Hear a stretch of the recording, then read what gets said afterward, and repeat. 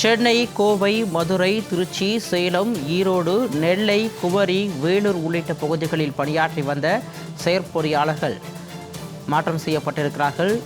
அண்மை செய்தியாக நாம் பார்த்துக் கொண்டிருக்கிறோம். கூடுதல் விவரங்களோடு எமது செய்தியாளர் ஜெயலானி இணைகிறார்.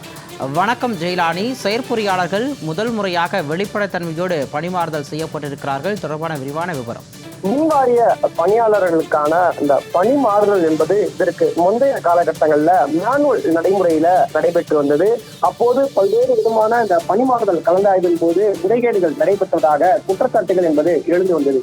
இந்த நிலையில அதனை முறைப்படுத்துவதற்காக தமிழக வெற்றி கழகம் ஆட்சி பொறுப்பேற்றதும் முதல் முறையாகவே மின்வாரிய அலுவலகத்திற்கு சென்றபோது மின்சாரத்துறை அமைச்சர் நிர்மல்குமார் இனிவரும் காலங்களில் மின்வாரிய அதிகாரிகளுக்கான இந்த பணி மாறுதல் கலந்தாய்வு என்பது ஆன்லைன் முறையில நடைபெறும் என்பதாக தெரிவித்திருந்தார். அதன் அடிப்படையில கடந்த ஜூலை மாதம் 3ஆம் தேதி முதலாக இனி வரக்கூடிய காலங்களில் மின்வாரிய ஊழியர்கள் பணிமாறுதல் செய்ய வேண்டும் என்றால் அவர்கள் ஆன்லைனிலேயே விண்ணப்பம் செய்யப்பட்டு பணிமாறுதல் கலந்தாய்வு என்பது நடைபெறும் என்பதாக உத்தரவு பிறப்பித்திருந்தார். அந்த அடிப்படையில தற்போது ஜூலை மாதத்துல அந்த பணிமாறுதல் கலந்தாய்வுல 187 உதவி செயற்பொறியாளர்கள் பணி மாறுதல் செய்து உத்தரவு என்பது பிறப்பிக்கப்பட்டிருக்கிறது. குறிப்பாக மின் வாரியத்துல முதல் முறையாக ஆன்லைன் முறையில கவுன்சிலிங் நடைபெற்று பணிமாறுதல் உத்தரவு வழங்கப்படுவது என்பது இதுதான் முதல் முறையாக இருந்து வருகிறது.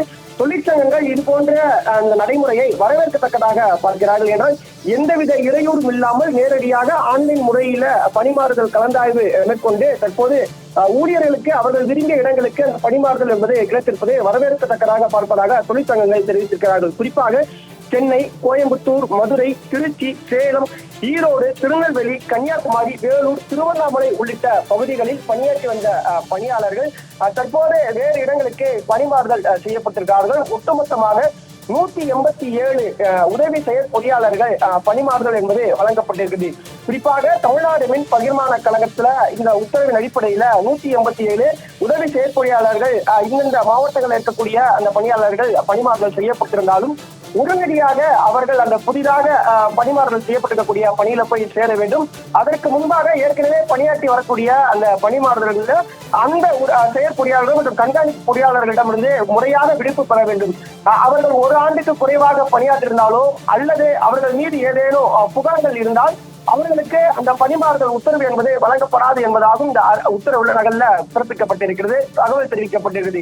இந்த பணிமாறுதல் உத்தரவு நடவடிக்கை என்பது மின் பகிர்மான சேவையுடைய திறன்களை மேம்படுத்துவதற்காகவும் வரக்கூடிய காலகட்டங்கள்ல அந்த மின் பகிர்மான கழகத்துடைய நிர்வாக தேவையை பூர்த்தி செய்வதற்காகவும் இந்த பணிமாறுதல் உத்தரவு என்பது பிறப்பிக்கப்பட்டிருப்பதாக மின்வாரியின் சார்பில் தகவல் தெரிவிக்கப்பட்டிருக்கிறது. சிகாமணி, கூடுதல் விவரங்களோடு இணைப்பில் வந்தமைக்கு நன்றி ஜெயலானி.